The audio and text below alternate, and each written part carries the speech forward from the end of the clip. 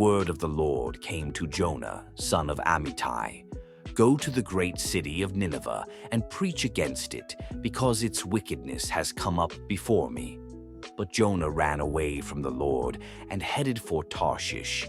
He went down to Joppa, where he found a ship bound for that port. After paying the fare, he went aboard and sailed for Tarshish to flee from the Lord.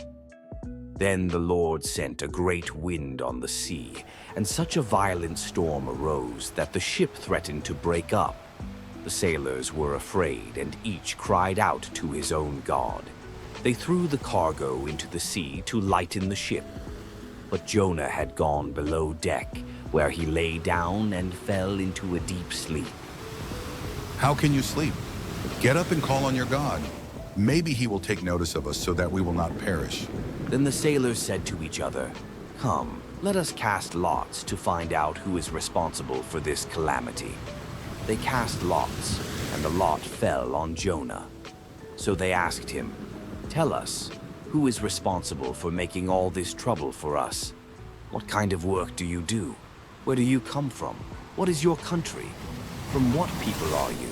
I am a Hebrew, and I worship the Lord, the God of heaven, who made the sea and the dry land. The sea was getting rougher and rougher. So they asked him, "What should we do to you to make the sea calm down for us?" Pick me up and throw me into the sea, and it will become calm. I know that it is my fault that this great storm has come upon you. Instead, the men did their best to row back to land, but they could not, for the sea grew even wilder than before. Then they cried out to the Lord, "Please, Lord, do not let us die for taking this man's life." Then they took Jonah and threw him overboard, and the raging sea grew calm. Now the Lord provided a huge fish to swallow Jonah, and Jonah was in the belly of the fish 3 days and 3 nights. From inside the fish, Jonah prayed to the Lord his God. He said, In my distress, I called to the Lord, and he answered me. From deep in the realm of the dead, I called for help, and you listened to my cry. You hurled me into the depths, into the very heart of the seas, and the currents swirled about me. All your waves and breakers swept over me. But you, Lord my God, brought my life up from the pit. And the Lord commanded the fish, and it vomited Jonah onto dry land.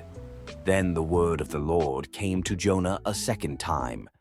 Go to the great city of Nineveh, and proclaim to it the message I give you. Jonah obeyed the word of the Lord, and went to Nineveh.